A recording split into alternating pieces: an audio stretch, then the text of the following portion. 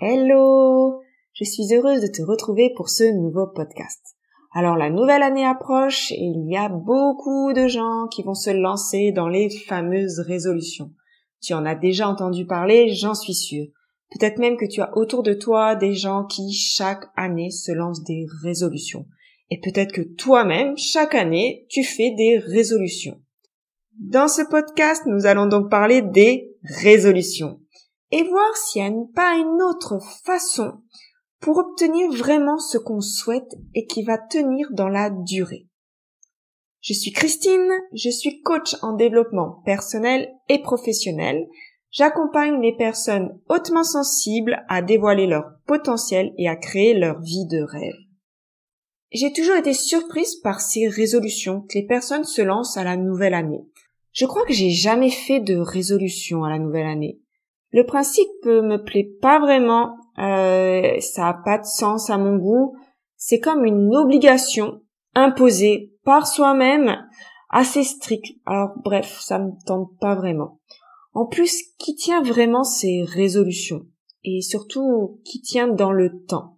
J'ai souvent entendu des résolutions émises avec certitude, qui sont hélas reportées au prochain mois, puis encore reportées, et puis en fait on va les oublier et on va les reporter à l'année suivante.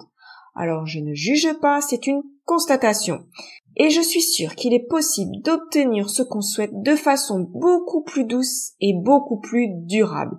Et je vais t'en parler juste après. Les résolutions sont, selon le Larousse, un acte pour lequel, après réflexion, on décide volontairement d'accomplir quelque chose.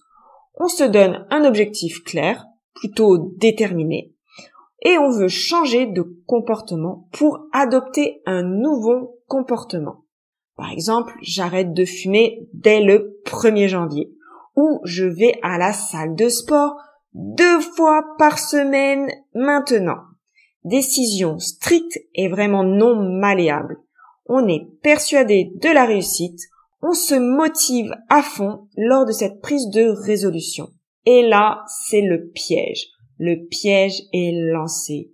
Lors de la prise de résolution, on idéalise le résultat et on ne réfléchit pas à comment, à pourquoi et est-ce que ça a vraiment du sens pour soi. Du jour au lendemain, on veut tout changer. Décision très radicale. La motivation est là, oui, au début, puis elle diminue, car souvent on se fixe un délai trop court pour réussir ou beaucoup trop d'objectifs, trop de résolutions à gérer en même temps. Et on n'anticipe pas l'organisation. Et puis ces résolutions, ça va devenir aussi une fixette. Je dois arrêter de fumer, je dois arrêter de fumer, je dois aller à la salle, je dois aller à la salle. Ce doit, déjà, c'est une obligation. Et cette obligation, elle va épuiser et ça va devenir de moins en moins motivant. Le fait aussi que les résolutions sont souvent basées sur une formulation négative avec « je vais arrêter », par exemple de fumer, ou « je vais perdre 5 kilos ». Or, le corps n'aime pas vraiment perdre quelque chose. Donc, ça, c'est un nouveau hic. En plus, les résolutions sont basées sur une notion superficielle. Par exemple, le poids, la cigarette. Ce sont en fait des moyens, des conséquences. Donc, pas basées sur un sens profond pour soi.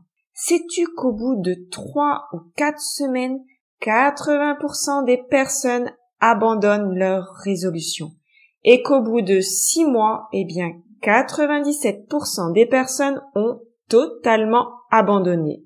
Et cet abandon n'est pas bon du tout. Ce n'est pas bon pour son estime de soi. On va beaucoup se juger, on va s'autocritiquer et ça fragilise l'estime de soi. Les résolutions sont donc contre-productives. La motivation, bien sûr, elle est là, comme je t'ai dit au début, mais ça va vite déchanter et ça va tourner à l'autocritique. Pourtant, la résolution a pour origine un bon fond, ça c'est sûr. Changer pour aller vers du mieux. Et je pense que ça peut vraiment fonctionner s'il y a du sens derrière, s'il y a de la valeur pour soi. Et c'est là que je vais te dire intention. Et oui, c'est ce que l'on retrouve dans l'intention. Elle est plus vague et beaucoup moins contraignante. C'est un dispositif de l'esprit par lequel on se propose délibérément un but. Ça, c'est selon le Larousse. C'est un résultat demandé, oui, mais beaucoup plus souple et avec une conscience orientée. On pose les fondations sur un objectif avec un sens, un véritable sens qui a de la valeur pour soi.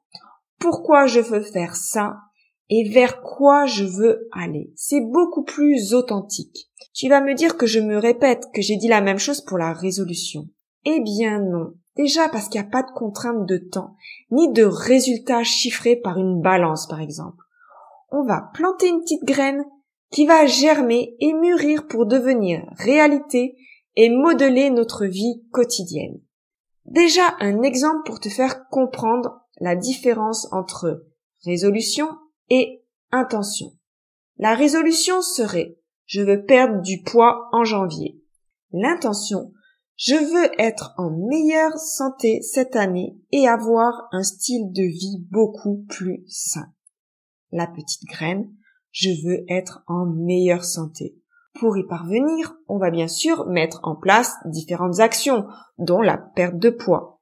Et pourquoi pas d'autres choses comme se muscler. Donc avec une intention, on voit plus grand. On crée une nouvelle réalité. C'est motivant, plus souple, moins de pression. Avec l'intention, on se questionne sur le pourquoi, sur le vers quoi on va. En gros, on se demande quelles sont les valeurs qui me guident et qu'est-ce que je veux honorer pour cette nouvelle année. Dans la pratique du yoga, l'intention est aussi appelée sankalpa. C'est du sanskrit.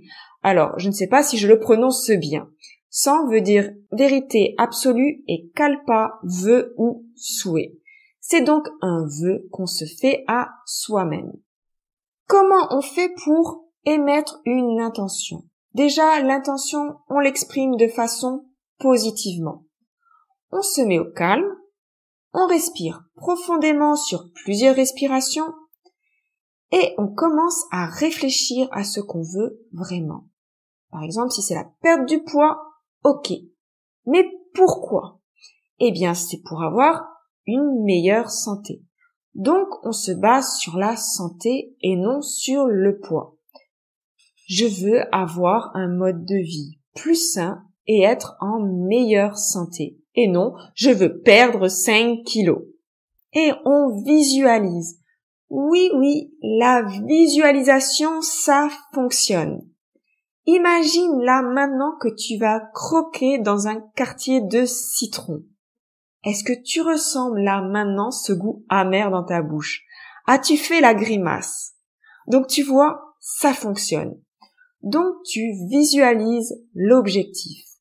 Si c'est être en meilleure santé, eh bien tu te vois plus mince, en train de courir ou de randonner et que tu es vraiment en pleine forme, que tu es bien. Puis après la visualisation, tu fais comme si tu as obtenu le résultat. Non, ce n'est pas se mentir, c'est planter dans ton esprit l'intention, puis ça va devenir si fort que l'esprit va le prendre pour réalité et conspirer pour y arriver. Bien sûr, il faudra se mettre à l'action aussi. Si tu le fais tout le temps dans ton canapé sans jamais bouger, alors là, bien sûr, ça ne fonctionnera pas non plus. L'intention est émise et l'univers va conspirer pour la mettre en œuvre. Et j'y crois vraiment. C'est bien de refaire la visualisation, bien sûr, on le fait pas qu'une seule fois. L'univers essaiera bien sûr de la réaliser, mais il y aura tellement d'autres demandes de ta part qu'elle sera mise peut-être au second plan. Alors, on répète les visualisations, on y croit et on se met en action. Tu vois, pas de contrainte de temps, pas de contrainte de chiffres, mais un objectif avec un sens profond pour toi. Et si tu émets une intention, c'est que tu la souhaites vraiment. J'espère t'avoir donné envie d'émettre une intention pour cette nouvelle année. Après, il n'y a pas de date précise pour faire une intention. Quand tu veux. Si tu veux le faire pour la nouvelle année, eh bien, vas-y. Si tu veux le faire à un autre moment, eh bien, vas-y aussi. L'intention est souple, comme je t'ai dit. Pas de pression. Je te remercie d'avoir suivi mes podcasts pour cette année 2022. On va se retrouver la semaine prochaine en 2023. Je te souhaite une bonne fin d'année et on se retrouve la semaine prochaine. Bisous!